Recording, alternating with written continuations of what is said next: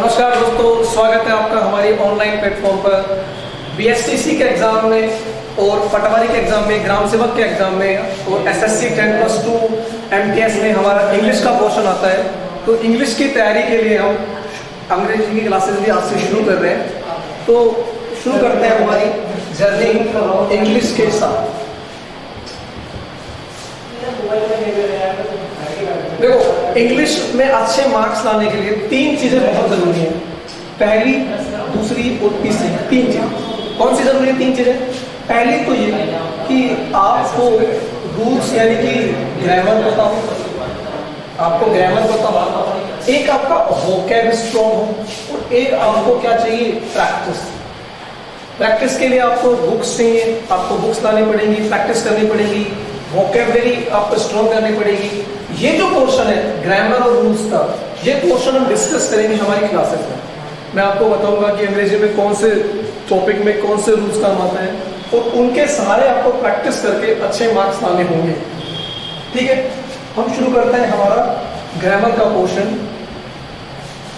हमारे यहाँ parts of speech, parts of speech, अंग्रेजी में पार्ट्स ऑफ स्पीच कितने होते हैं? कितने होते हैं? 8 होते हैं जी। कितने होते हैं पार्ट्स ऑफ स्पीच? 8 होते हैं। देखिए, आप जब भी घर पे वीडियोस से आप ऑनलाइन पढ़ें तो कोशिश करें कि आप पेन और कॉपी लेकर के पढ़ें।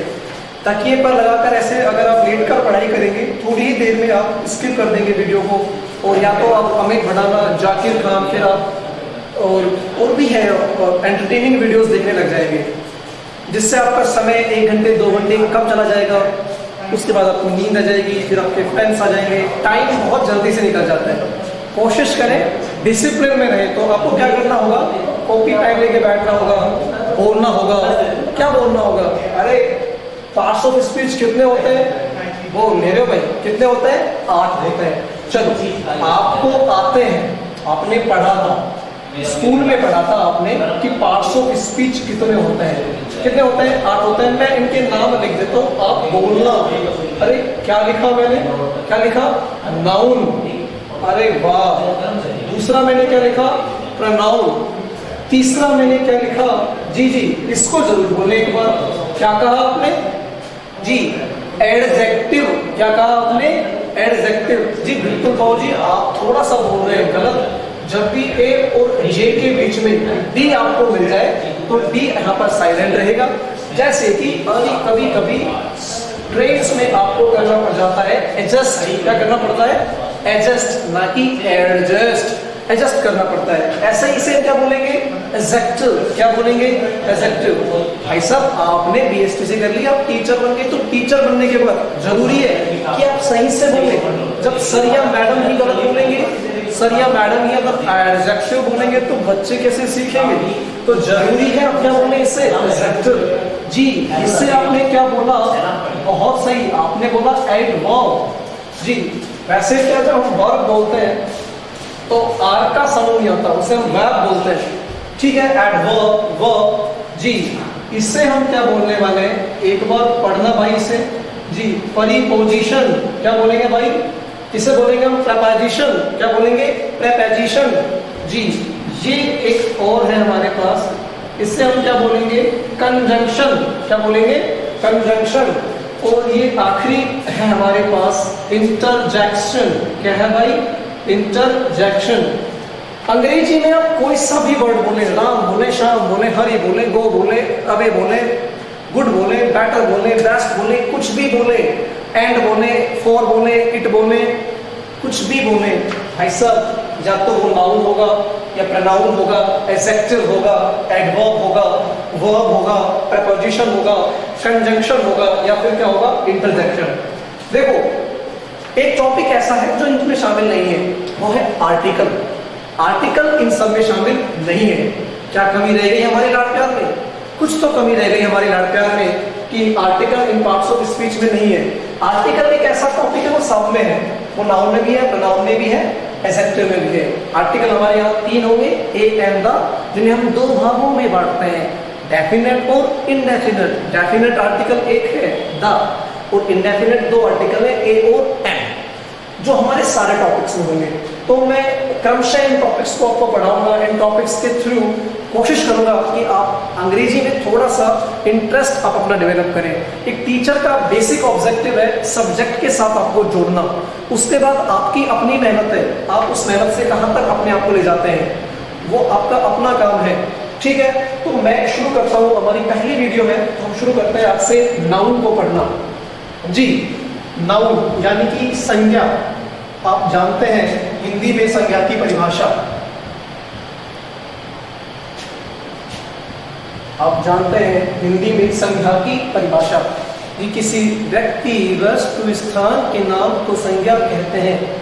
बचपन में आपने बहुत डंडे खाए होंगे इस परिभाषा पे, बहुत आपने रखा था। किसी व्यक्ति, वस्तु, स्थान के नाम को संज्ञा कहते हैं। जी, इस परिभाषा के आधार पर जी जी जी परिभाषा क्या बोलते हैं इसे हम? डेफिनेशन। अरे मास्टर लिख के बताओ डेफिनेशन। जी, मैंने बताया डेफिनेशन। जी, डेफिनेशन। जी, आप बन गए पटवारी, आप बन गए एलडीसी और आपके किसी हायर अफसर ने आपसे कहा और आपने बोल दिया डेफिनेशन। आप बोलोगे भाई साहब मैं सब कुछ पढ़ के आया हूँ, लेकिन आपकी नॉलेज तो चेक हो गई क्योंकि आपने बोला क्या? डेफिनेशन। जी, इसे हम शुद्ध बोलेंगे डेफिनेशन। क्या बोलेंगे भाई? डेफिनेशन। तो यहाँ एक आई की जगह क्या आएगा? ए आएगा। आपकी जॉब लगने के बाद आपके नॉलेज, आपके व्यवहार, आपके वार्तालाप से पता चलेगी। आप अपनी नॉलेज दिखाने के लिए नहीं कह सकते कि साइन थीटा फैक्ट के मारो, ऐसा नहीं हो सकता। आप क्या बात कर रहे हैं, कैसा व्यवहार कर रहे हैं, ये आपकी नॉलेज दिखाएगी। कब? जॉब लगने के बाद। तो जॉब लगने के बाद जरूरी है कि आप सही से बोले, तो इसके लिए जरूरी है आप सही से पढ़ें। Definition, definition. तो भाई संज्ञा की जो डेफिनेशन, जो नाउन की डेफिनेशन हम जानते हैं, ऑलरेडी जानते हैं। किसी व्यक्ति, वस्तु, स्थान के नाम को क्या कहते हैं? हम संज्ञा कहते हैं। उसके आधार पर हम आइडेंटिफिकेशन सीखते हैं नाउन का। सबसे पहला जो पार्ट मैं आपको पढ़ा रहा हूँ, यही पढ़ा रहा हूँ कि how to identify a noun. कैसे पहचानोगे आप कि ये नाउन है? तो मैं कुछ सेंटेंस यहाँ पे लिख रहा हूँ। जी, पहला सेंटेंस मैंने लिखा, Ram called Reena. Ram called Reena. Second sentence मैंने लिखा, the captain decided the king. The captain decided the king. He, the boy brought a bag. The boy brought a bag. Shikha went home. Shikha went home. This year has passed quickly. This year has passed quickly. Other one, honesty is the best policy. Honesty is the best policy. Laughter cures anxiety. Ramesh loves his home. Love changes a person. तो मैंने कुछ sentence यहाँ पर लिखे। हमें कोशिश करनी है इन सेंटेंस में से आइडेंटिफाई करने की, पहचानने की कि इनमें कौन सा वर्ड नाउन है, संज्ञा है। जी, आप आराम से पहचान सकते हैं। आप जो कहेंगे मैं पहचान लूंगा। अच्छा, ये नाउन है। वेरी गुड, ये भी नाउन है। सही बता रहे हैं आप। जी, आप क्या बोल रहे हैं? अच्छा, ये नाउन है। आप जहां कहेंगे वहां लाइन खींच दूंगा। आपने कहा तो यहां भी खींच दूंगा। जी, ये नाउन है। ठीक है। ये व्यक्ति, वस्तु। ठीक है, वस्तु। ठीक है, व्यक्ति, वस्तु, स्थान के नाम को क्या कहते हैं? संज्ञा। धीरे धीरे पहुंचते स्थिति गड़बड़ आ रही है कि ऑनेस्टी व्यक्ति का नाम है क्या? वस्तु भी नहीं है, स्थान भी नहीं है। तो हम एक बार वापस से देखते हैं कि क्या हमने सही जाना चीजों को, क्या इस आधार पर हम आइडेंटिफाई कर सकते हैं? जी देखिए, सबसे पहले नाउन को हमने 2 कैटेगरीज में डिवाइड किया। वैसे तो हम टोटल नाउन को अगर बात करें तो 3 कैटेगरीज में डिवाइड करते हैं। Noun first category is visible. First category is visible. Visible से मतलब आप जानते हैं जिन चीजों को हम देख सकें, जिन चीजों को हम छू सकते हैं। Second one is felt only, जिन्हें हम सिर्फ क्या कर सकते हैं, महसूस। और तीसरी हमने लिखी यूनिट्स, क्योंकि मेजरमेंट के काम आती हैं, ये हम अंत में पढ़ेंगे, रोशनी लगा देंगे, इसमें मैं स्टार लगा। ठीक है, अभी बेसिकली बात हो रही है विजिबल की और फेल्ट ओनली की, यानी कि हम जिन्हें छू सकते हैं वो जिन्हें नहीं छू सकते। विजिबल में हमारे पास 3 चीजें हैं, पर्सन, प्लेस एंड थिंग, व्यक्ति, वस्तु और स्थान। और फेल्ट ओनली में हमारे पास 4 चीजें हैं, FAQS, F for A for and Q and S, Q for quality, S for state, A for action, F for feeling। F का मतलब हुआ फीलिंग, A का मतलब हुआ एक्शन और Q का मतलब हुआ क्वालिटी और S का मतलब हुआ स्टेट। स्टेट से मतलब राज्य नहीं, दशा। इसके आधार पर हम ढूंढते हैं। और एक हमको समझना होगा कि नाउन के लिए जरूरी है कि हमारे पास 3 क्वेश्चन वर्ड्स हैं। एक है हु, एक है हूम और एक है व्हाट। जो भी वर्ड क्वेश्चन में हु, हूम और व्हाट का आंसर देता है वो नाउन होता है। जैसे कि हु कॉल्ड रीना, हु का आंसर कौन दे रहा है, राम, तो राम यहाँ पे क्या है, नाउन है। राम कॉल्ड हूम, राम ने किसको आवाज दी, रीना को, तो ये भी हमारा क्या है, नाउन है। Who decided the team captain, तो ये भी हमारा क्या है, नाउन है। द कैप्टन डिसाइडेड व्हाट, क्या डिसाइड कर रहा है, टीम, ये भी क्या है, नाउन है। Who brought a bag, boy, ये भी क्या है, नाउन है। द बॉय ब्रॉट व्हाट, क्या लेके आया भाई बॉय, बैग, ये भी नाउन है। ठीक है। हु वेंट होम, शिखा, ये भी अपने आप में क्या है, नाउन है।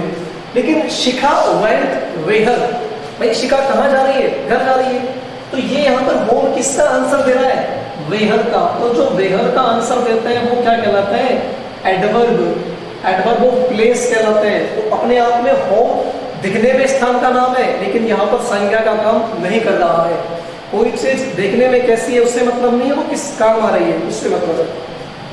This year has passed quickly, तो भाई this year has passed quickly, what has passed quickly, this year, अपने आप में किसका काम करेगा, नाउन का। एंड क्विकली, ये बस कैसे गुजरा, ये हाउ का रिप्लाई कर रहा है।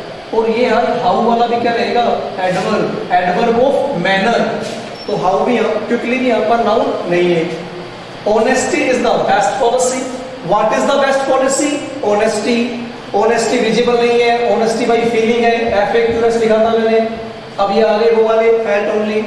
Honesty is most best, honesty is the best what, policy, ये भी क्या है, नाउन है। What cures anxiety, laughter, and laughter cures what, anxiety, ये भी नाउन है। Ramesh loves his home, who loves his home, Ramesh loves what, his home। यहां पर home what का आंसर दे रहा है, तो यहां पर ये क्या है, नाउन है। what changes a person, love, noun है।